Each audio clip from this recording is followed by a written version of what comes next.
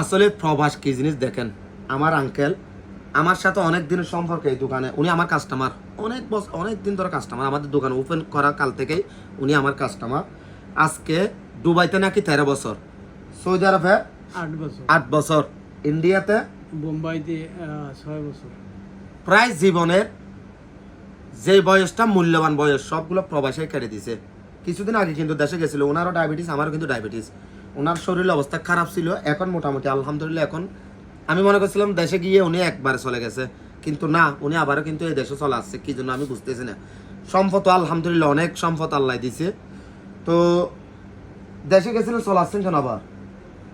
পোলা কামাই এই ফোলার আসলে প্রবাসী যারা আছে, এই ফোলা বউ মেয়ে ফ্যামিলি এগুলা বলতে বলতে প্রবাসীর জীবন শেষ 100%। কিন্তু এটা আমি দেখতেছি, আমি না হাজার হাজার কাস্টমার আছে যে অনেকগুলা দেখতেছি যে এরকম এই ফ্যামিলি বলতে বলতে ওর মূল্যবান সময় শেষ। এতদিন কিসের বিষয়, 2, 4, 5, 10 বছর বিদেশ করলে করব, এটাই না বিদেশ। 30-40 বছর জীবনের গুরুত্বপূর্ণ টাইম যদি সব বিদেশেই চলে যায়, আর আমার জীবন রেখে লাভ নাই। এই জীবনে কোনো মূল্য আছে?